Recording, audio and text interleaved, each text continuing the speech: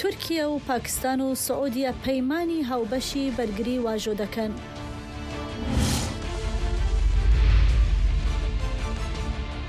لە تورکیا نیقاشیان لەسەر جیبجیکردنا قانونا چارچۆڤەیی گەرم دەبن.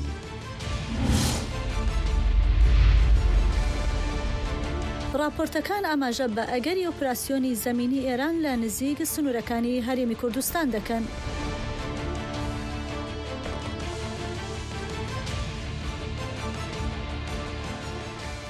جه دنگ امریکا ل واشنطن هم بخیر هات نوی برنامه زندی جبش کردی ایران 16 گلاویج 2726 کو دکه هفته تباخ 2026 اسیر وان قچوم الگل هفکارا خو بفراو نوری دوی دم جمهوری د نوچو آگاهین هری داویج امریکا کوردستان و جهانی بو پیشکش دکن.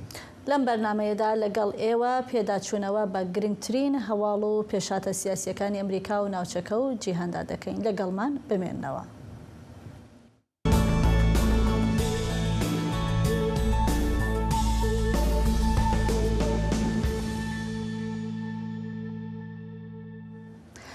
سەرۆکی ئەمریکا لەبارەی کرانەوەی تەنگەی هۆرمۆز و ڕێکەوتن لەگەڵ ئێران قسەی کردو و دەڵێت کە دانوستانەکان بەردەوامن و گەشتبینی خۆیشی بۆ گەیشتن بە ڕێکەوتنە دەربڕیوە. هەروەها دوو فەرمانی تایبەتی واژۆ کردووە سەبارەت بە مافی هاوڵاتی بوونی ئەو منداڵانەی کە لە ئەمریکا و لەو دایک و باوکانەی لەدایک دەبن کە هاوڵاتی ئەمریکانیین.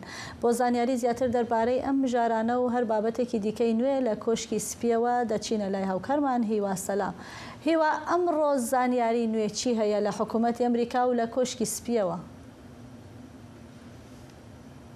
بەفرا با بە نوێترین زانیاری دەست پێ بکەین کە کەمێکی تر کاتژمێر 3 بە کاتی واشنتن سەرۆکی ئەمریکا دۆناڵد ترامپ لە وەزارەتی دەرەوە دەبێت لەوێ کۆبوونەوەیەکی تایبەتی هەیە لەگەڵ کۆمەڵێک ئەو کەسانەی کە وەبەرهێنان دەکەن لە بواری کانزا سروشتیەکان ئەمەش لە چوارچێوەی استراتیژیەکە کە 12 بلیۆن دۆلاری بۆ تەرخان کراوە بۆ ویلایەتە یەکگرتووەکانی ئەمریکا کەلوپەل و کانزای سروشتی پێویستی هەبێت لە داهاتوودا بەکاری بێنن.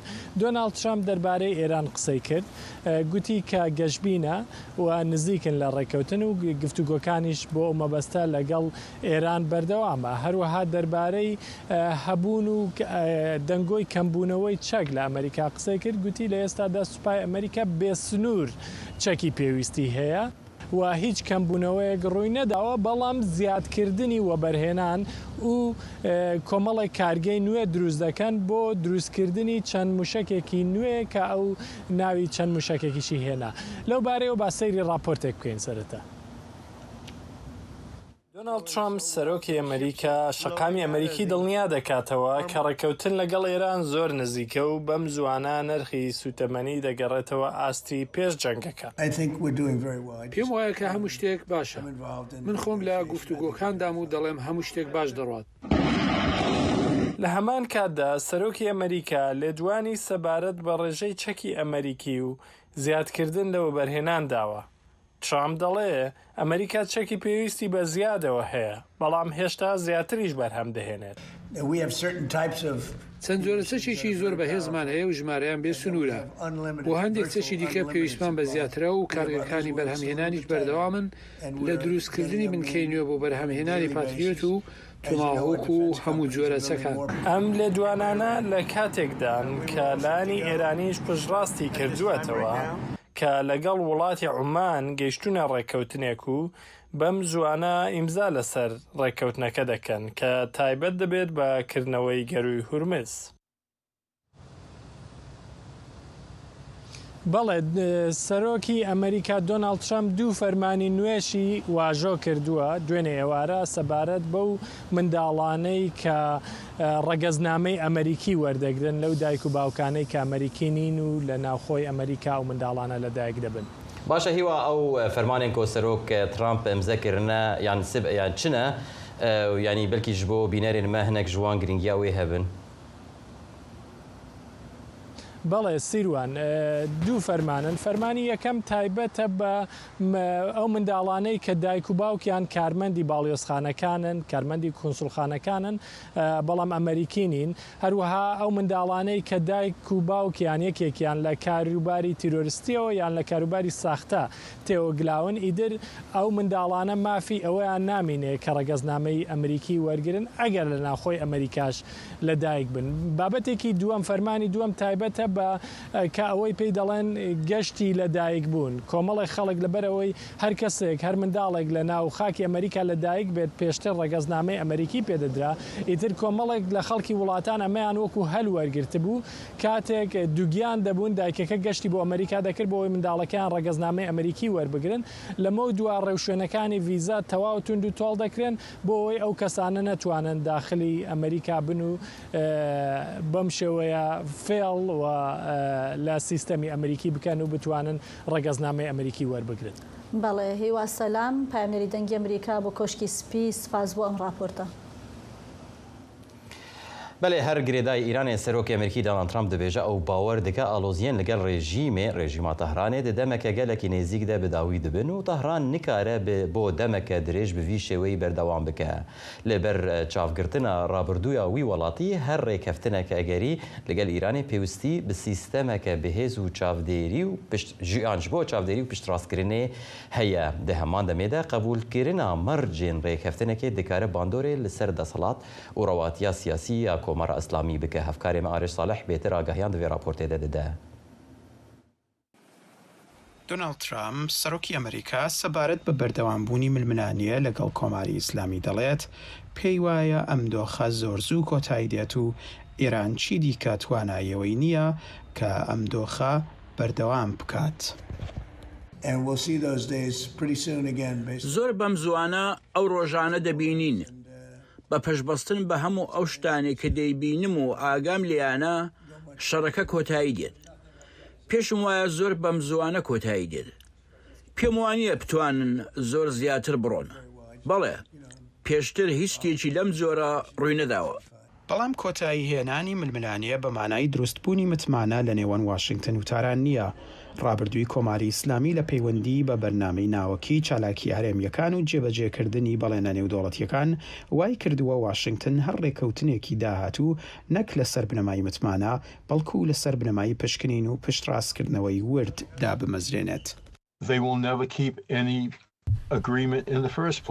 کۆماری ئیسلامی ئێران هەرگیز هیچ ڕێکەوتنێک ناپارێزێت. درۆ دەکەن. ئەوان دەڵێن ئێمە چەکی ئەتۆمیمان نابێت وەگەوەی بە سەرۆک ئۆبامایان کرد. بەڵام دواتر بە هەر شێوەیەک بێت بەردەوامیاندا بە پێشبردننی بەرنامەی چەکەکانیان. پێویستە تێبگەین ئەم ڕژێمە ناتوانێت بنمانی پێ بکرێت. گەلی ئەمریکا و خەڵکی جیهان پێویستە بزانن ئەم ڕژێمە متمانی پێ ناکرێت. شارزەیان دەڵێن ڕێککەوتنێک لەم جۆرە دەتوانێت کۆماری ئیسلامی ناچار بە قبولکردنی سنووردارکردنێک بکات کە دەسەڵاتی ڕژێم لە ناوخۆ و هەرێمدا کەمتر بکاتەوە. ئەمەش دەتوانێت بۆ حکوومەتێک کە بەشێک لە ڕەوایی سیاسی خۆی لەسەر دروشمی بەرگاربوونەوەی ئەمریکا بنیاد ناوە تێچووی سیاسیە بێت. لە کاتێکدا کە بنکەی کۆمەڵایەتی ڕژیم بەپەی هەندێک هەڵسنگاندن ڕووی لە بچووک بوونەوەیە، پاشەکشە لە بەرامبەر داواکاریەکانی واشنگتن دەتوانێت تەنانەت لە نێو بەشێک لە پاڵ پشتە نەریتیەکانی کۆماری ئیسلامی لە ناو کۆمەڵگای ئێراندا کاریگەری دروست بکات.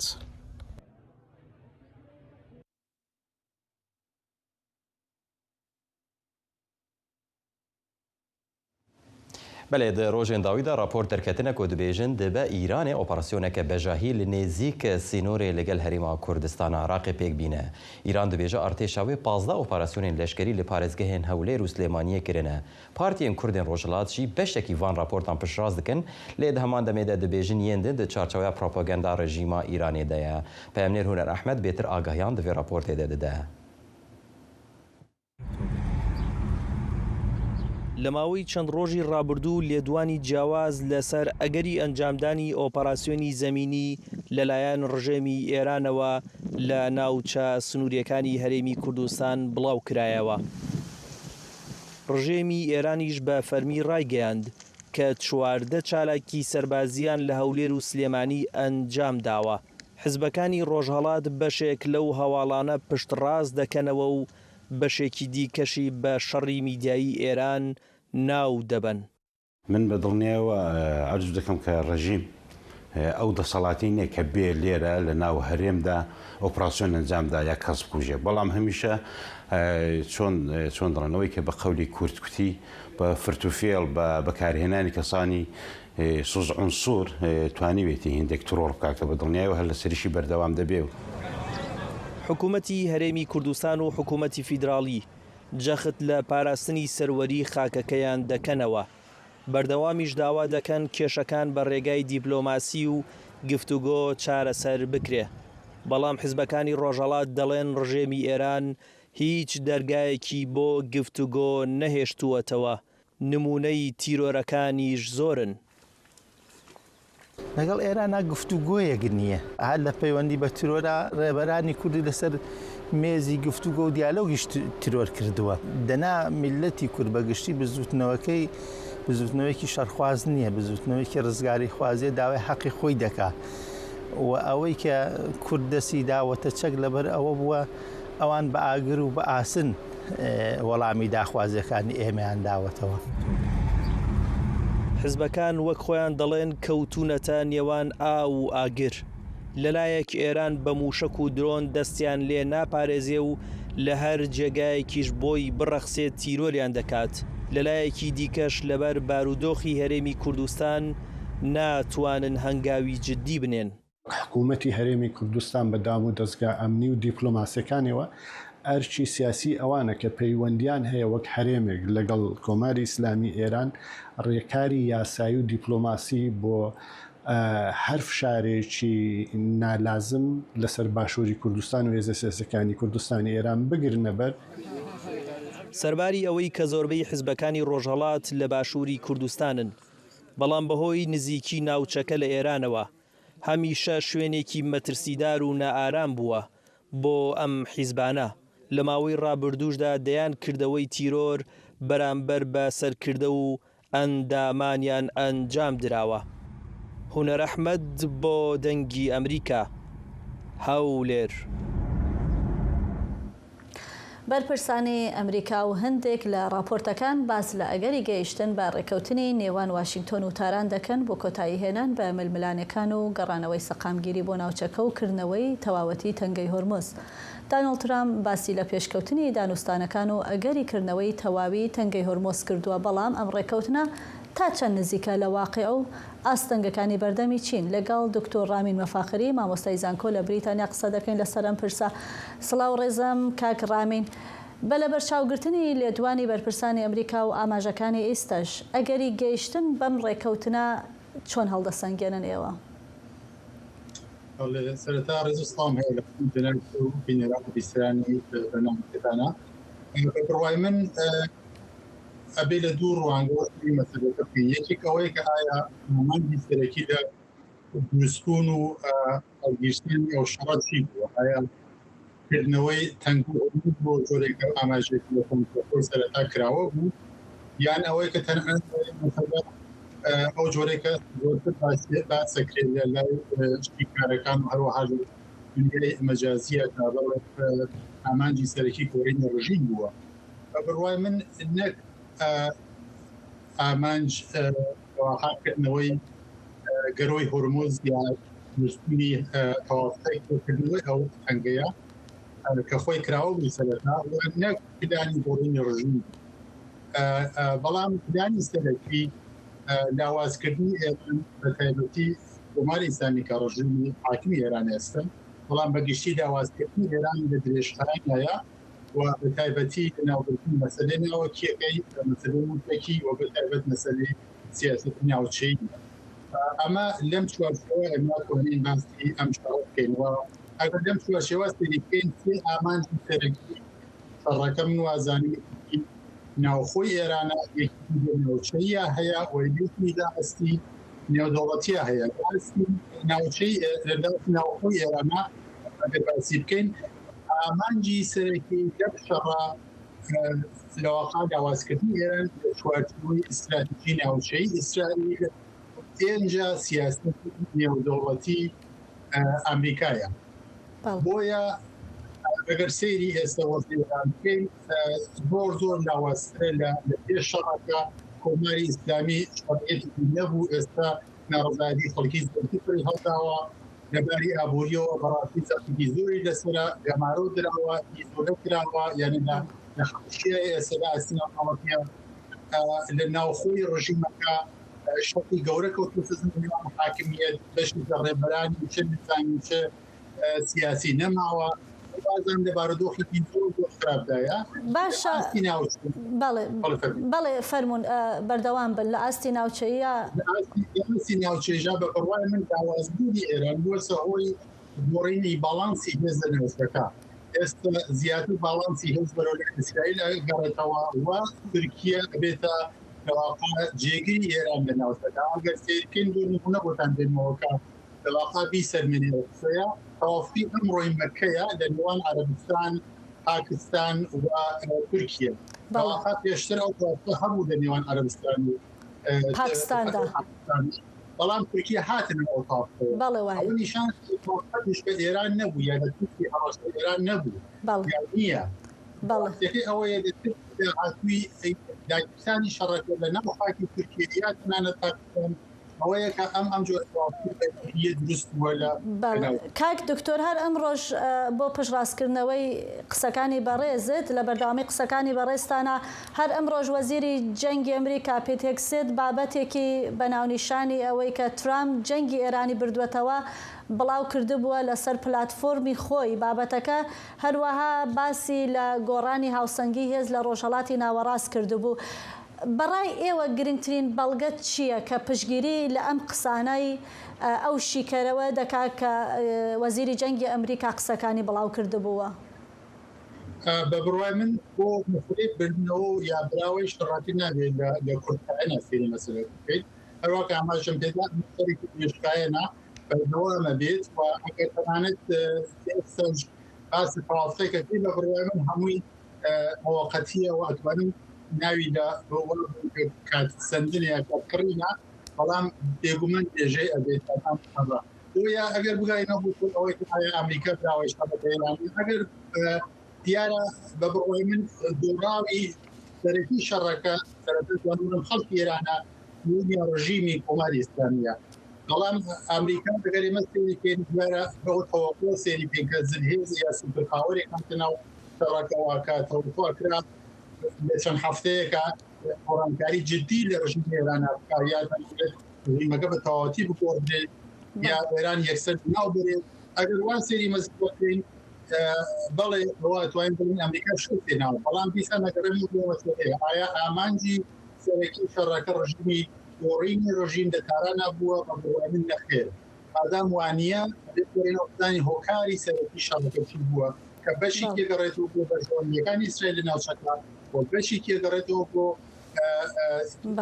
کێبڕکی و ڕقابەتی نێوان دوو زلهێزی جیهانی چین و ئەمریکایە کە ئێستا حەزوری ئەمریکا لە خەلیجە خۆی ئەبێتە هۆی زەخت و فشار لەسەر چینە ئەگەر زۆر بە کورتی وەڵامیان پرسیارم بیتەوە کە ڕۆڵی سەربازی ئەمریکا و فشارە دیپلۆماسیەکانی چەندە سەرکەوتوو بووە لەوەی کە کۆماری ئیسلامی هەڵسو کەوتەکانی خۆی بگۆڕێت بە بڕوای من هەروەکەدا ئەمە پرۆژێکی گەشتایە نابێت لە کورتانە سێریکەین بەڵام بە سێستە بە گەمارودانی زیاتری ئێران کاری زیاتی لەسەر ئەیبینین کە لە داهاتوە ئێران بەڕاستی شوە بە بڕوانی بۆ شەڕە بەردەوامە نابووە بێ ئێستا جوابێکی لەواقع زوو بینەوە بۆ بۆ پرسیارە بەڵام بێگومان بڕوای من ئێستا سەرکەوتوو بووە لە قستن و لەواقع لاوازکردنی کۆماری ئیسلامیە و بێگومان لە داهاتوە ئەگەر ئاوا بەردەوام بوو بە بڕوای من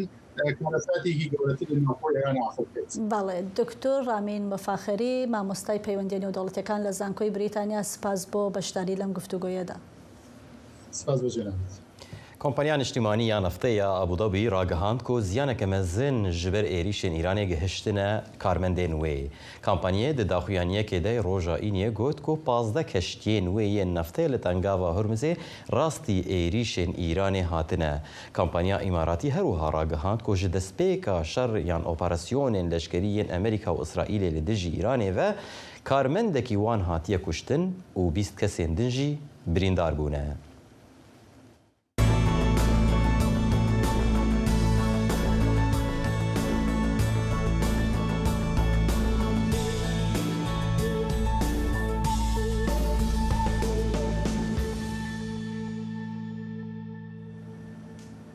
وەزارەتی خەزانەی ئەمریکا خولێکی نوێی سزاکانی بەسەر تۆڕێکی کۆمپانیەکانی ئاڵوگۆڕی پارە و ئەو کۆمپانیانەی ئاسانکاری دارایی پەیوەست بە ئێران دەکەن و ڕاگەیاندووە. بە گوێرەی وەزارەتەکە ئەو تۆڕە ڕێگەی بە کۆماری ئیسلامی داوە کە سەدان ملیۆن دۆلار لە داهاتی نەوت لە ڕێگەی سیستمی دارایی نێودەوڵەتیەوە بگوازێتەوە و سزاکان پێشێل بکە.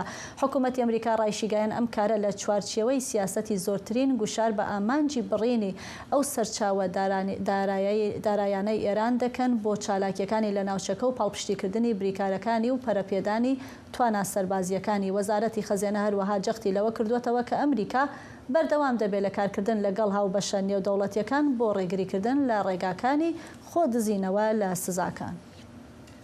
لەگەل راپۆرتێن دەربارەی بەرفرەکردنا کۆنترۆلێن لەسەر تۆرێن مەدیا جڤاکی یەن سەر لێدەرێن ڤیزایە ئەمریکی، وەزارەتە دەرەوەی ئەمریکا گوت کۆ ئەوێ پاشخانە و تۆرێن جڤاکی یەن سەر لێدەرێن ڤیزایە بە بالداری کۆنترۆل بکە داکۆ پشتڕاست بکە کەسێن کۆ بسەردان تێن ئەمریکایە تمەترسیە لە ئەولەهی و بەرژەوەندیên vî وڵاتی نەکەن. نهاژی هەفکارێمە سۆران خاتری ji navenda nûçeyan ya dengê Amerîka tevlîme dibe. Soran çi agahiyên bêtir derbarê vê ragihandina wezareta derve li cem te hene؟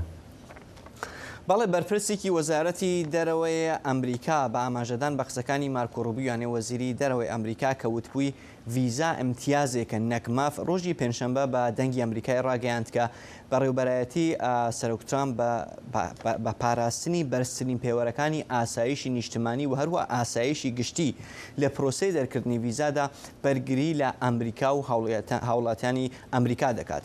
بەوتەی ئەم بەرپرسەی وەزارەتی دەرەوەی ئەمریکا کە نەویست ناوی ئاشکرابێت، وەزارەتی دەرەوە بە بەردەوامی ڕێکارەکانی پشکنین بۆ داواکارانی ڤیزا لە سەرانسەری جیهاندا هەڵدەسەنگێنێت تا دڵنیا بێتەوە کە پرۆسەی دەرکردنی ڤیزای ئەمریکا بەرزترین پێوەرەکانی ئاسایشی نیشتمانی و هەروە ئاسایشی گشتی ئەمریکای ڕەچاو دەکات. ئەم بەرپرسەی وەزارەتی دەرەوەی ئەمریکا ڕاشی گەیاند کە پشکنینی چالاکیە ئۆنلاینەکانی داواکاران دوو ئامانجی سەرەکی هەیە. یەکەم دڵنیابوونەوە لەوەی داواکاران مەرجە یاساییەکانی ڤیزای ئەمریکایان تێدایە و دووهەمیش دڵنیابوونەوە لەوەی کە هیچ کەسێک مەترسی بۆ سەر ئاسایش و سەلامەتی ویلایەتە یەکگرتووەکان دروست ناکات. قسەکانی ئەم بەرپرسەی وەزارەتی دەرەوەی ئەمریکا دوای ئەوە هات کە ئاژانسی هەواڵی دێلی سیگنال ڕۆژی پێنجشەمبە راپۆرتێکی بەڵاو کردەوە کە گوایە حکوومەتی ئەمریکام پشکنینی تۆڕە کۆمەڵایەتیەکانی داواکارانی ڤیزای ئەمریکای فراوانتر کردووە. بە پێ ئەم راپۆرتە کە لەسەر بنەمای یادداشتێکی ناوخۆیی وەزارەتی دەرەوەی ئەمریکا نووسراوە، ڕێسانویەکان نوێنەرانی ڕاگەیاندنەبیانیەکان و هەروەها هاوڵاتیانی مەکسیک و کانەدا دەکرێتەوە کە بە پێ ڕێکوتنامەی ویلایەتە یەکگرتووەکان مەکسیک و کانەدا بۆ چالاکی بازرگانی دێنە ئەمریکا. ئەم مەرجانە هەروەها ئەو کەسانش دەگرێتەوە کە لەژێر سەرپەرشتی ئەواندانیانەی خێزانەکانیان. لە یادداشتە ناوخۆیەکەی وەزارەتی دەرەوە هاتووە کە لە ئەم وەزارەتە لە پرۆسەی پشکنین و هەڵسەنگاندنی داواکارانی ڤیزا سەرجەم سەرچاوە زانیاریەکان بە ئەو سەرچاوە زانیاریانەی کە بەردەستە بەکاردێنێت تا ئەو کەسانەی کە ڕەنگە ببن بە مەترسی بۆ سەر ئاسایشی نیشتمانی یان ئاسایشی گشتی ئەمریکا یاکو شایستەی وەرگرتنی ڤیزای ئەمریکانە بن دەستنیشان بکرێن. وەزارەتی دەرەوەی ئەمریکا پێشتریش ڕاگەیاند بوو کە ئەو خوێندکارانەی کە داواکارانی ڤیزای خوێندکاری دەبێت ڕێکخستنی هەژماری خۆیان لە تۆڕە کۆمەڵایەتیەکان لە پرایڤێتەوە یعنی تایبەتەوە بگۆڕن بۆ هەژماری گشتی یانێ پابلیک بۆ ئەوەی کە دەرفەت هەبێ ئەم تۆڕە کۆمەڵایەتیانە پشکنینیان بۆ بکرێت. پێش ئەمەش پشکنینی تۆڕە کۆمەڵایەتیەکان بۆ هەندێک لە گروپی دیکەی داواکارانی ڤیزای ئەمریکا لەوانە ڤیزا دیپلۆماسیەکان بە ناچاری دانرابوو. بەڵێ سۆران خاچری پەیامنێری دەنگی ئەمریکا بۆ وەزارەتی دەرەوە سپاس بۆ ئەم راپۆرتە سۆران.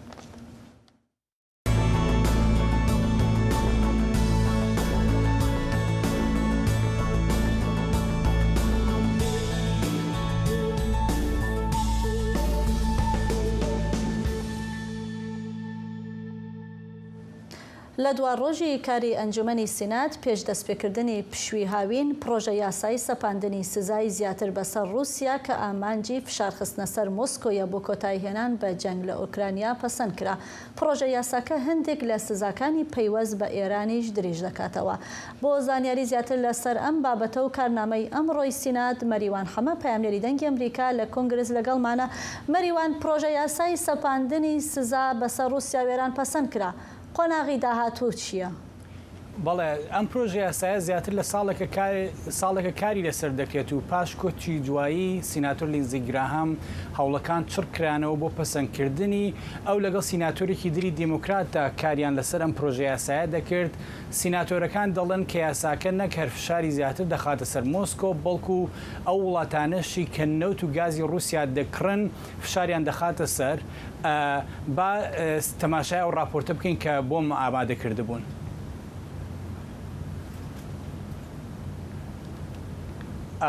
بەڵێ دیارە دەنگی راپۆرتەکە نییە بەڵام بۆی باسیەوە بکەم ئەنجومەنی سینات بە زۆرینەیەکی بەرچاو ئەمڕۆ بە 86 دەنگ بەرامبەر بە 11 دەنگ ئەو پرۆژه یاسایی پەسەند کرد و سزایی زیاتر بەسەر رووسیا و هەروەها بەسەر ئێرانیشدا دەسەپێنێ. پشتیوانەکانی پرۆژه یاساکە دەڵێن ئامانجیانەوەیە کە سەرچاوی داهاتی رووسیا لاواز بکەن و ناچاری بکەن جەنگی 4 ساڵەی دژ بە ئۆکرانیا کۆتایی پێبێنێت. پرۆژه یاسایەکە ژمارەیەک سزای دژ بە کردی نەوت و گازی ئێرانیش بۆ ماوەی 5 ساڵ تازە دەکاتەوە یا درێژ دەکاتەوە. بەگشتی پرۆژه یاساکە فشارێکی ئابووری زیاتر دەخاتە سەر رووسیا بە تایبەتی بەرپرسانی باڵای رووسیا وەکو سەرۆکی رووسیا، بانکە گەورەکانی رووسیا، کۆمپانیەکانی حکوومەت، کەرتی وزەی رووسیا، هەموو ئەمانە بۆ ئەوەی ئەو جەنگەی تژی ئۆکرانیا کۆتایی پێبێنێت و هەروەها یاساکە هەوڵیش دەدا سزا بەسەر تۆڕی کەشتی سێبەردا بسەپێنێت کە رووسیا بۆ هەناردەکردنی نەوت و خۆدزینەوە لە سزاکان بەکاریان دەهێنێت. هەفتەی پێشوو سەرۆکی ئۆکرانیا لێرە بووە دەستخۆشی لە سیناتۆرەکان کرد بۆ ئەم هەوڵەیان. ئێستا کە ئەمڕۆ چەند خولەکێک پێش ئێستا ئەنجومەنی سینات ئەو یاسای ئەو پرۆژه یاسایی تێپەڕ کردووە، پرۆژه یاساکە دەنێرێت بۆ ئەنجومەنی نوێنەران بۆ گفتوگۆ و پەسەندکردنی، بەڵام چونکە ئەنجومەنی نوێنەران لە پشووی هاوینەدایان ئەوانیش کەواتە چاوەڕوان دەکرێت لە دوای گەڕانەوەیان لە مانگی نۆدا دەنگ لەسەر ئەم پرۆژه یاسایە بدرێت و ئەگەر پرۆژه یاساکە ببێتە یاسا ئەوە دەبێتە یەکێک لە قورسترین سزاکان بەرامبەر بە رووسیا لە ماوەی 5 ساڵی پێشوودا. باشە مەریوان حەمە پەیامنێرێ مە لە کۆنگرس ئەمریکی گەلێک سپاس بۆ بەشداریاتە.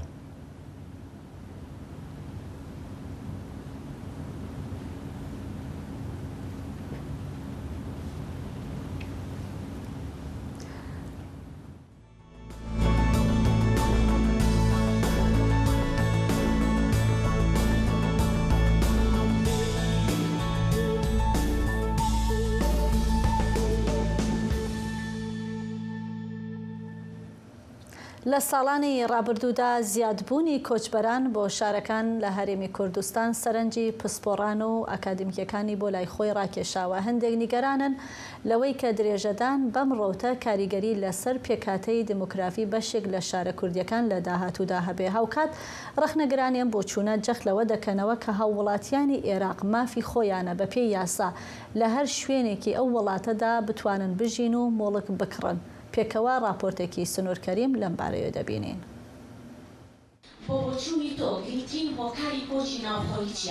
پسپۆڕان و شارەزایانی ئەکادیمی لە زانکۆی سلێمانی لەسەر لێکەوتەکانی کۆچی ناوخۆیی مشتومڕ دەکەن. بە پێی و ڕاپرسی لەلایەن زانکۆکەوە ئەنجام درراوە لە سەدا هەفتە هاتنی عەرەب بۆ هەرێمی کوردستان بە مەترسی و گۆڕینی دیموگرافیای هەرێم دەزانن.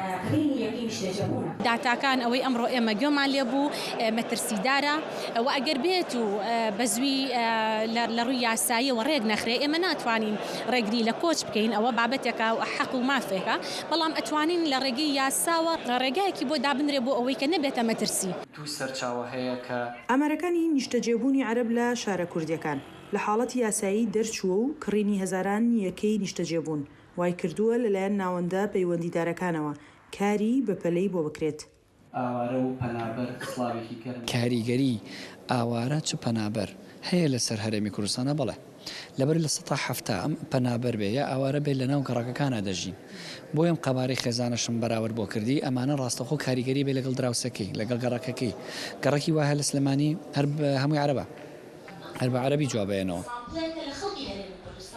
مامۆسایەکی زانکۆ ئاماژە بۆ دەکات دروستکردنی زۆری باڵەخانە یەکێکە لە هۆکارەکانی ئەم کۆچە ناوخۆیە و ئەگەر یاسایەک دانەنرێت لە کۆتاییدا کارەساتێکی گەورە ڕوودەدات.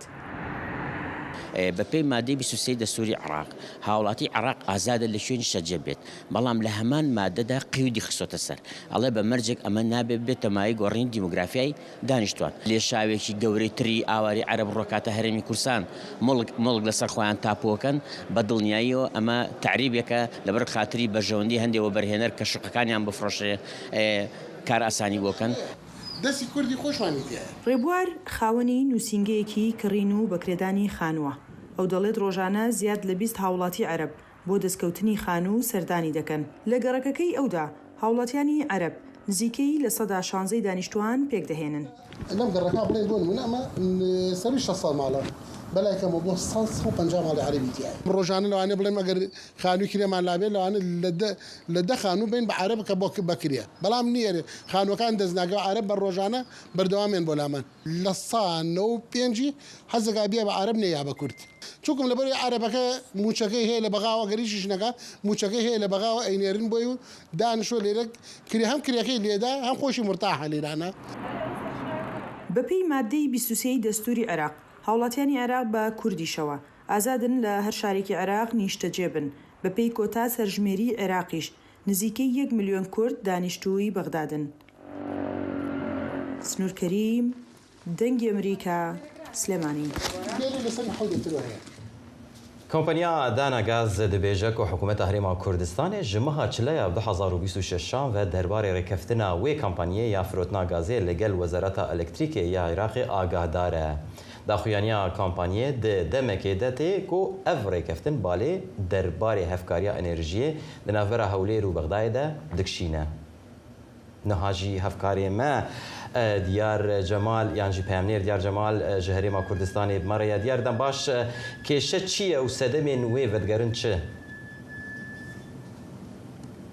بەڵێ سیروان سلااوت لێبێ دیارە هەردوو کۆمپانیای داناغازی ئیماراتی و کۆمپانیای کرێسێن پترۆلی ئیماراتی لە ڕۆژی چواری ئەم مانگەدا ڕێکەوتنێکیان واژۆ کرد بۆ دابینکردنی 100 ملیۆن پێسێجا غازی سروشی لە کێڵگەی غازی سروشتی کۆرمۆرەوە بۆ وەزارەتی کارەبای حکوومەتی عراق بەڵام هەرێم دوو ڕۆژ دواتر بە توندی وەڵامی دایەوە حکوومەتی هەرێم ڕایگەاند ئێمە ئاگداری ئەو ڕێکەوتنە نین و ڕەزامەندیمان لەسەر دابینکردنی غاز بۆ وەزارەتی کارەبای حکوومەتی عراق دەرنەبڕیوە. حکوومەت ئەم هەنگاوی کۆمپانیەکانی بە پێشێلکردنی پابەندە گرێبەستیەکان لەگەڵ هەولێر وەسف کرد و تیشی هەکە هەرێم هەرگیز دژی دابینکردنی غازیان کارەبا نەبوو بۆ هیچ ناوچەیەکی عراق پێی وایە بڕیارێکی تاکلایەنەی کۆمپانیەکانە و بە بێ ڕەزامەندی فەرمی هەرێم کراوە وتیان ڕێکاری یاسایی پێویست دەگرینە بەر هەر ئەمڕۆ دوا بە دوای ئەوەی کە بەیانامەکەی حکوومەت هێرێم کە دوێنێ بوو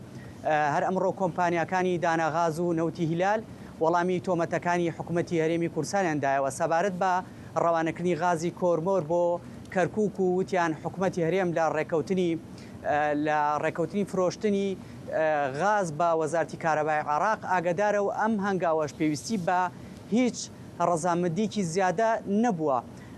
ئەو 100 ملیۆن پێسێجایی ڕۆژانە ڕەوانەی کەرکووک دەکرێت لە توانای زیادەی پرۆژەی کۆرمۆرە و توانای ئەوەی هەیە کە کۆمپانیاکە غاز بە حکوومەتی عراقی بفرۆشێت. ئەی باشە دیار بەرپرسانی هەرێم و لایەنە پەیوەندیدارەکان چ دەڵێن سەبارەت بە ئەم گرێبەستە؟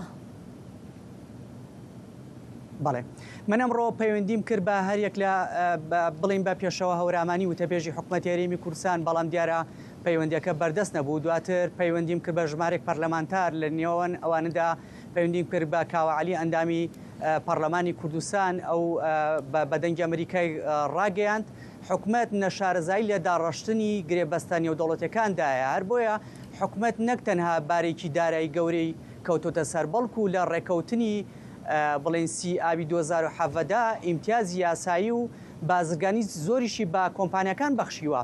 ئەمێت ئاماژە بۆ بکەم کێڵگەی کۆرمۆر گەورەترین دابینکەری غازە لەسەر ئاستی هەرێمی کوردستان و یەدەگی غازی سروشتەکەی بە زیاتر لە 7 بڵین تریلیۆن پێسێجا مەزەندە دەکرێت لە ئێستادا تۆڕی کارەبای هەرێمی کوردستان سوود لە غازەکە دەبینێن و هەروەها و لە ڕێگەی ئەو غازەوە توانای بەرهێمێنانی کارەبا لە هەرێمی کوردستان ئێستاکە گەشتۆتە 5,000 مێگاوات کارەبا و ڕۆژانە نزیکەی 1381 مێگاوات کە دەکاتە نزیکەی لە ساسی کارەباکەی بە عێراق دەفرۆشێت. بۆیە حکوومەتی هەرێمی کوردستان دەیەوێت کە غاز لە ڕێگەی کۆرمۆرۆ دابینکرا بۆ حکوومەتی هەرێمی کوردستان ئەو کارەباکە بفرۆشێن، نەک داناغاز و بڵێن ئەو کۆمپانیا هاوبەشەکانیان غاز ڕاستەوخۆ بە حکوومەتی عراقی بفرۆشن. بەێ دیار جەمال پەیامنێرێمە لە هەرێما کوردستانی گەلێک سپاس بۆ وان نوچە و ئاگاهیان.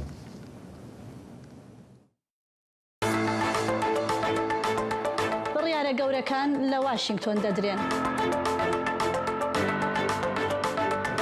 لە کۆنگرێس ئێمە لێرە پرسیارەکان دەخینە بەردەم دەسەڵاتدارانی ئەمریکا. لێرە لە وەزارەتی دەرەوەی ئەمریکا. زانست لەگەڵ زانیاری سەرنجڕاکێشەکان. نەرمێنێ جیاواز لە دۆ ڕوودانە. خوێندەکانی ڕۆژوو ڕاو بۆ سوونەکانی ئێوە. بەشی کوردی دەنگی ئەمریکا ئامادە لە ناوەندی ڕووداوەکاندا. نوچەیەن واشنگتۆن بلەز و وەرگیلی دگهینن وە. دەنگێ کوردان لە دڵی واشنگتۆنەوە. پارتیên siyasiyên li Parlemana Tirkiye pêşnivîsa qanûna çarçoveyî vê hefteyê imze kir. Ev qanûn mercên girtiyên ji bo doza Partiya Karkerên Kurdistanê PKK zelal dike. Gelo malbatên girtiyan ser vê pêşketinê çi dibêjin? Peyamnêr Xecîcan Farqîn ji Amedê ev rapor şandiye. Bugün Türkiye siyasi tarihinde yeni bir sayfa açıyoruz. Pêşnivîsa yasaya çarçoveyî nihal Parlemana Tirkiyeyê û ji doza xalan pêk tê ku belgeyek hukûkî ye şert û mercên girtiyên ji doza PKK zelal dike. Ger yasa were pesendkirin, rê li azadiya bi hezaran girtiyan û vegera şervanên PKK jî vedike. Hêviya me ew e ku aştiyekek bi rûmet em yê her tim dixwazin, 45 sal em yê dixwazin, tenî bi serxan dixwazin. Aştiyekî bi rûmet em dixwazin, ji birî zêdetir tu tiştek em naxwazin zaten. Li gorî naveroka pêşnivîsa yasaya çarçoveyî kesên ku beriya 2005 hatine girtin li derveyê wê dimînin. Nîdayê Tezer şervanek PKK bûye û 31 salberê li metropolek Tirkiyeyê hatiye girtin. Birayê wî Remezan ji bo rewşa wan hîn bike ka ew jî tên berdan an na serdana komelê xizmên girtiyên siyasî dike li bajarê Amedê. Daxwaza Remezan aştiyeka bi rûmet û azadiya hemî girtiyên siyasî ye. Girtiyê 2005 şunda divê em ê berderin, yanî tu navareka wî tu tiştekî tu neyî. Tenî tiştekî tînin ziman bira pek kesî la dawan çekê xwe na deyne. Tamam, em jî wî warê danin. Lê devlet çi gav havêtiye? Tu gav li ortê tu tiştekî tu neyî. Çavê gelek melbatan li yasayê ku were qebûl kirin. Lê hin kes hene ku baweriya wan bi dewletê nîne. Yek ji wan dayika Safiyeyek ku kurê wê Cudî piştî şervaniya 12 salan 2 sal berê li Hewlêrê hatiye girtin. Kurê min yek asker bî yê gerîlo bî. Yê askerî kir yê dijî gerîlo bî. Min ê çi bikiro? Min gehartî qorşî hev bîne. Min ê çi bikiro? Vê cem barişê xweş dixwazî. Wek hevîkê em dixwazî. Bersa îbî. Cudî salek berê hatiye berdan û li Slêmaniyê dijî. Lê dayika wî ji pêvajoyê nebawere naxwaze Cudî vegere Tirkiyeyê dibêje ger derfet hebe bilahara Ewropayê. Pişto kurê me ev xizmeta kirî ji xwe re. Ji ber gelê xwe de, ji ber şerafa xwe de, ji ber navîsa xwe de. Ji ber axû û gelê xwe de kurê me çat heyata dinyayê de naxwazim kurê bê teslîm bê, teslîm nebe ew mezin bê hemî vê re. Heta sisê jî hene min vê kurê min bê. Kurê min noyê jî. Li Amedê jinê ku rêxistinên sivîl de cî digirin bi pêşengiya tevgera jina azad li ser yasaya çarçoveyî daxuyaniyek dan. Hate xwestin divê jinên hikûsan jî di nava avakirina yasayê de cî bigirin. û ji bo avakirina civaka demokratîk jî li jineya çavdê riya jinan ava bibe. Xecîcan Farqîn, Dengê Amerîka, Amed. Belêgelî bîneran bernivîsa qanûna çarçoveyî êdî niha li ber destê Parlemana Tirkiye. Gelo ji niha û bişûn de dê çi digav divê çarçoveyê de werin avêtin. پشتی کو اف برنویس به تواهی و بفرمی به قانون ده دوسایا به چکرنا پارتیا کارکرین کردستان و دوزا کرد بگشتی لسر چریکان بچن جبو شروع وکرنا وان پرسان نها دکتور وهاب جوشکون ماموسته قانون لزانگه هدجلی لآمده بمریا دکتور وهاب سپاس بو بشداریات لگور وی پلانه دبکو روجا یکشم برنویس ایدی به قانون گاوا پشتی وی که چیه دکتور؟ Yani ilk peşnemayı bir peşnemisi parlamentoya Türkiye bir kanun ve kanun ve kabul kıran piştiği gava yekem gerek lijneya evlihiya milli bir Türkiye Milli Güvenlik Kurulu gerek ya PKK'de birer ekip به تمامی چکی خبرداری پشتی وی قانون حکمی وی قانون ویتیکن وی اجرایی ویتیکن مریدی لبرا اندام PKK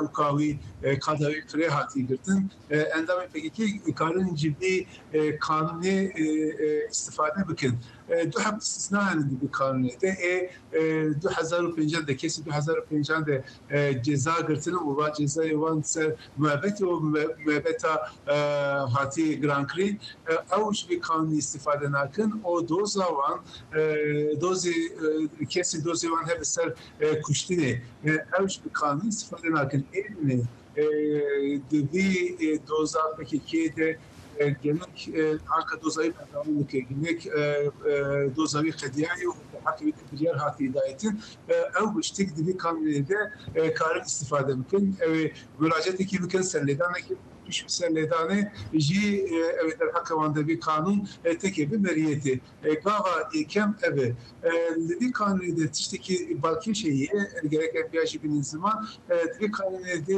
bu öcalan haleki tüneyi yani bu öcalan kanun tişteki nühder nahı hole o jibore ve veriye peki keji yani bu anka PKK'ye verdik man kesajı dibi kanunlarda haleki tüneyi ihtimal heyki eğer bir kanun tekebiliyeti o bir pevajo başvurması pişti parlamento disa destekar mı ki naha ilonedi bir çare emkarın bejin kanun nehji verir ujaba Türkiye.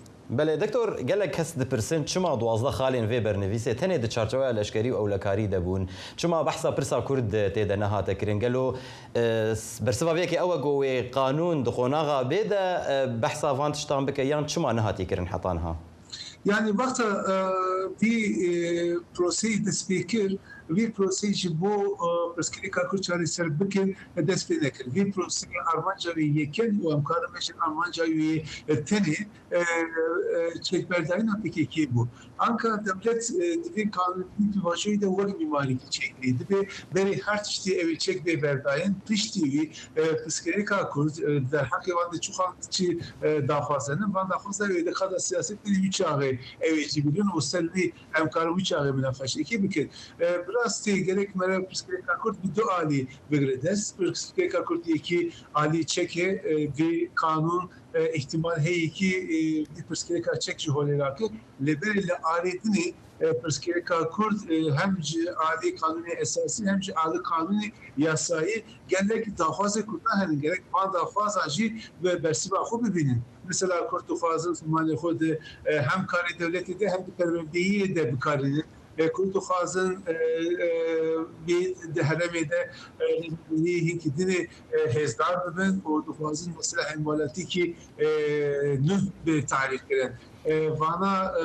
emkarı bejin siyaset akır çok az parti henem bana geçti bana fazla tinin باشه دكتور حتى ببورة لبرسة جرينج هي نهال فيدا كده حتى كي جان ردية بشتي در باسكرنا في قانون البرلمان ده وشك PKK بتواهي شكين خو داني garanti هنن قالوا إدي وجو دم بارتي وكو بارتي هاري مزن كو نوناتيا كرداد كه وگو او داود دکن یعنی یکش داخوازه وانی سرکی او کو گوهرتن دستوری جبو چسپاندنا یعنی مسوگر کرنا مافین کردان لترکیه وره کرن او مسوگر کرن چیه گارانتی yani براستی ام بزلالی گرک بیزمان برا garanti ketüneyi. Yani Ankara Kinga Lijneya Evliya Milli Evi Bilyara PKK bir tamamı kadiyayı bidi diye ne belli. Yani der hakikaten Türkiye jitüneyi tarih jitüneyi. Lebeli vakti emle akimize dikin emle siyasete Türkiye dikin ihtimala ve heyeti meha İdonede ve bilyar ekibidir. Vakta bir yer edelim. Yani PKK bir tamamı kadiyayı o bir ilan dikin bir çağı bir kanun teke bir meniyeti.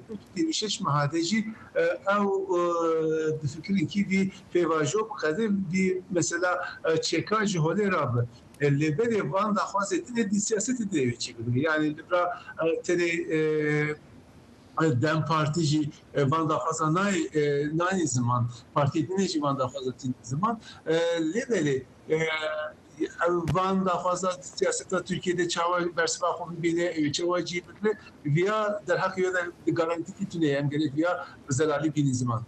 بله دکتور وهاب گوشکون ماموسته قانونی لزانگاه دجله لآمده گلک سپاس بوان شروعین تا گلک سپاس تورکیا و سعودیە و پاکستان پەیماننامەیەکی بەرگری هاوبەشیان واژۆ کردووە و بە پێی ئەم پەیماننامەیە کە بە هاوپەیمانی مەککە ناسراوە هێرشی چەکداری بۆ سەر یەکێک لەو وڵاتانە بە هێرش بۆ سەر هەر سێ وڵات هەژمار دەکرێت.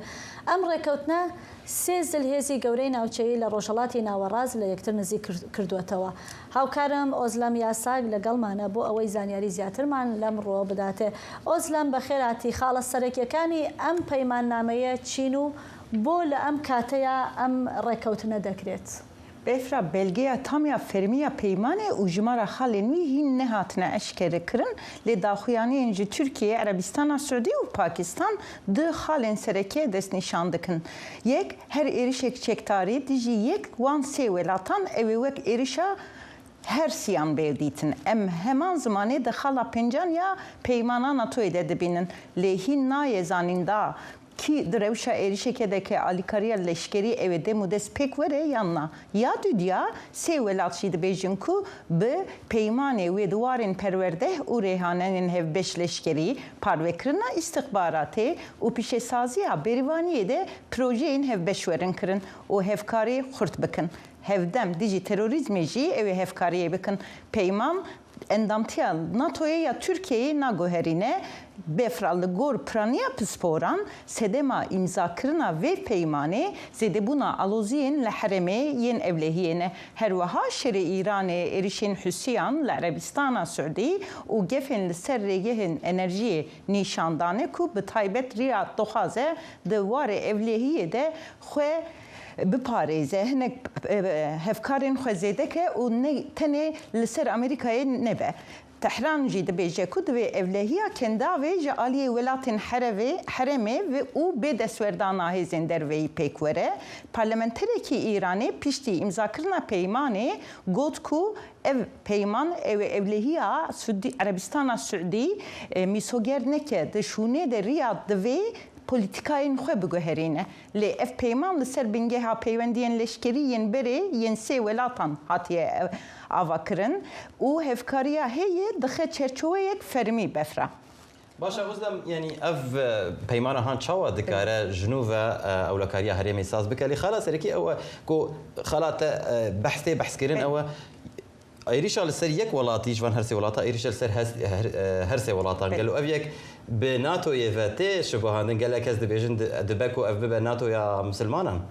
Belê gotinekusa heye sirvan lê em dinêrin daxuyanîn karbidestên her sê welatan tenê serokê Tirkiye Recep Tayyip Erdoğan got ku ev taybet dijî yek welateke nine lê berivaniya hevpar ya li gor xala pêncî û çaran ya neteveyîn yekbûyî ye. Lê her wiha em dikarin bêjin sîrvan ev peymana hevsengiya evlehiya herêmê dikare biguherîne. Ji ber ku Tirkiye xwediyê hêza leşkeriya duyemîn ya NATOyê ye و عربستان السعودي هم هزك جرينج يا كنداوية جالية أبورية ده و استراتيجيك ده باكستان جي خديه تشكن ناوكيه و ارتشاوي جي پرمزنه بوان كانينان هفكاريا وان سن ولاتان دكاره دوارين بريوانيا عثماني استخبارات لشكري ابلاهيا دریایی و هلبرینان چکان زیده بکه پاکستانی بریجی نیزی 8000 لشکر بلافر درون سیستمین بریوانی عثمانی شاند بو عربستان سعودی ترکیه و پاکستان هر وها پیشگیری دادن هف پیمانی دریایی یا به پیشنگی ریاده ev dikare bibe yek ji gavên yekem yên pratik yên peymanê. Tevî ku sê welat dibêjin ku peyman nedîjî welatekî yê jî li gor şîrovekaran ev ji bo İran û İsraîlê jî peyamekî siyasî ye. Sîrvan ku sê welat dixwazin di evlêhiya herêmê de rolekî mezintir bilîzin. Pispor dibêjin ku ceribandina rastin wê bi êrişikê were tezkirin. Wek mînak ger İran yani yan jî Husî êrişê Erebistana Suudî bikin, gelo Türkiye û Pakistan evê rast destwerdana leşkerî bikin yanna. Li gor pispora, Ankara û İslamabad naxwazin bi Tehranê re bikevin şerekî rast. Loma di destpêkê de zêdetir rêhanên hevbeş û projeyên piştsaziya birêvanî tên pêşbînî kirin Sîrvan. Derbarê hêza navokî de jî em dikarin bêjin heta niha piştrazkirinek ti fermî nehatiye dîtin. Türkiye û Erebistana Suudî neketine bin sîvana navokiya Pakistanê. Belgeya ku ji raya giştî re jî hatiye ragandin behsa çekên navokî nake. Karbidestekî Suudî jî got ku peymanê de armancên navokî yan jî pêşvaziya çekan tuneye. Bale, spas Ozlemiya saygı bu em zanyaryana. Gelek spas Befra û Sîrvan.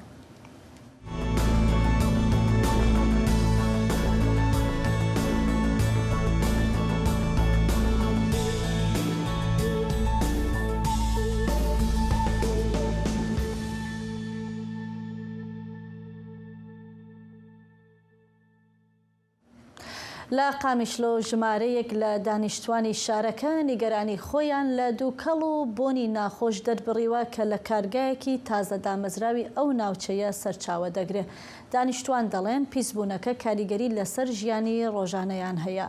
بەڵام بەرپرسانی کارگەکان پێداگری لەسەر ئەوە دەکەن کە چالاکیەکانیان بە پێی ستانداردە نێودەوڵەتیە ژینگەیەکان ئەنجام دەدرێت. هاوکات بەرپرسانی شارەوانی دەڵێن پشکنینەکان هیچ سەرپێچیکیان ئاشکرا نەکردووە. ئەمجد کۆردۆ لەم بارەیەوە راپۆرتێکی بۆ ئامادە کردوون. ji bo avdayîna rêwiyan Cemalî Hemûyê 50 salî ji gundê Taşlûgê li ser ya giştî ya di navbera bajarokê Çelebî û bajarê Kobanî de kûpekî ava vexwarinê daniye. Ew her roj bi ro avara kûp dije av dike da ku di roja din de sar bimîne. ما خیره با وجه خلونی که ملا آبه بخواه کربه تنه و ملا داره تیبه ره داره داره کومه آبه تیبه جی بخون دارن Dede min berê da ji ber ku rêwîtî bi siwarên hesp û ajalan an jî bibeş dibû li ser riyan û ber deriyên gundan kûpên avê datinîn. Li bi pêşketinê ra û peydabûna otomobîlan ev çand winda bibû. Gundî dibêjin niha jî ji ber germa zêdeya havînê û nebûna elektrîkê ji bo sarkirina avê ev çand careke din vedgere. Yek li ser merzelî telikê ye li me virqî telikê lî î gundî me Taşlûgê ji werin heye lî mîlê ye li ser yon hene kûpe pirin. Ev kûp li herêmê tenê ji axeke gundê Taşlûgê çê dibin. Pîrejina bi navê Mexbûle ji amûjna xwe fêrî çêkirina kûpan bûye. Divan salên dawî da wê careke din dest bi çêkirina wan kiriye û bi dehan kûp ji bo xêrxwazan amade kirine ku li ser riyan deynin. هم حری تنیده حری شکو دستادلان ای سورونی همانی اردان سادلا گلی دخن گیس زاگر را دبیجن خویلی دخن کویلی دخن دکن جال مرسان هم کرا جال سبا اسکار روم لی کما وازدبی قوره کلی دکه تاریکی نیم ساعت اگر میاد دارم قوره کاید دیگم ساعت اگر میاد دارم قوره سریع عملی دکن برواجی آوا د ظرفین پلاستیک و یم به برادین لسر الکتریکی آوا د کوپا آخیدا لگوری راپوران گلک سودین خوین تندرستی هنه. گندی دی بیجن کو پر کس جوان تن جوان کوپان آوه ودخون. چند سال قد بو آبو 4-5 سال دیگه در کردنه دیزا ملت دست پیکری و چیز کنه جی آبی بعد خونه آبی خواه بینه قرمی خوشه زمستان جی آبی خواه دوم طبیعی مثلا چه وقت جی وقت خوش آبی خواه نه پرد قرمه نه پر گرم آبی خواه اون آبی خوشه دیروکا کوپن آخه ودگره به هزاران سالان بره ده سردمن شارستانیان کوناردا و حتی چند ده سال بره جی ده هر ماله دا دهات بکار آنین رضوان بیزار دنگ امریکا گندوار کوبانی بله بفرا اوجی راپورتك بالكيش بوش كوباني كوباني جبن كوبيك وجاخيت شكل هناك دبر جرد بيجن جرد تشتكي كو بري كيفن بهات دهات كارانين ها هدي دي سفد قرن جيانا روجانا بەڵێ هەر لە قامیشلۆوە دووبارە بڵین بڕیار بوو ئەوەش سەبارەت بە قامیشلۆ بێت بەڵام بە پەکێجێکی با بڵین راپۆرتی ڕێدوان بێزار بوو بەڵام ئستامتر دووبارە دەگەڕێنەوە بۆ قامیشلو یەکەمین فستیواڵی هاوینە لەوێ بە فەرمی دەستی پێکردو فستیواڵەکە 5 ڕۆژە و بە بەشداری نزیکەی 300 کۆمپانیا و بزنس لەگەڵ ژمارەیەک هونەرمەند و چەندین بەرنامەی جۆراوجۆر پێشکەش بە سەردانکەران دەکرێت. ڕێکخرانی چالاکیەکە دەڵێن ئامانجی چالاکیەکە دروستکردنی فەزایەکە بۆ ناساندنی بەرهەمەکانیان و پاڵپشتیکردنی چالاکی ئابوووریەکان و ڕەخساندنی دەرفەتی ڕۆشنبیری و هونەری راپۆرتێکی ئێوان حەسیب لەم بارەیەوە دەبینین. هاوینەیە یەکەم لە باژارێ قامشلۆ دەست پێ دکە 5 ڕۆژان درێژ دکە و تێدا 300 کامپانی و فرۆشگەه بەشدار دەبن هەروەها چەند هونەرمەنجی تەڤلی فستیڤالێ دەبن. بسەدان مالبات بەشداری فستیڤالێ بوون گۆلبارکە ئازادی بە ئاهنگ شاهی و گرێدانا گۆڤەندان دەست پێ کرد. هونەرمەند دلۆ دۆغان گۆژە ئەڵمانیایە هاتیە ڕۆژئاوا بسترانên xwe festîval geş kir ku ji dengê Amerîkayê re got ku ew dixwaze kêfxweşiyê bîne dilê xelkê herêmê. Ji Almanya hatime Qamişloka Evînê tevlî festîvala havînî ya ku li vê deverê hatî organîze kirin bo min cihêkê xweşiyeka mezin e ku ez hatim vexwendin ez karibim werim şahiyekê bikim dilê vî gelê me de ku êşk şandiya di rewşeka wisa de pêdiviya we me heye û pêdiviya me jî wan heye. Karên wisa ku têne kirin li deverê rastî bandoreke baş dika ez bêjim bêhna wan derdixe barê wan sivik dika ez hez dikim gavên wisa werin avêtin. Bi dehan kampanî firojgeh di festîvalê de platformek dîtin da ku berhemên xwe nîşan bidin li gel bejdariya xwaringeh û hilbirînên kelûpelên cûr bi cûr. Huner jî di çalakiyên festîvalê de hebûn konên ku bi hunerên destan ên kevneşop û tabloyên ku ji hêla hunermendan ve hatine efrandin hatibûn xemlandin.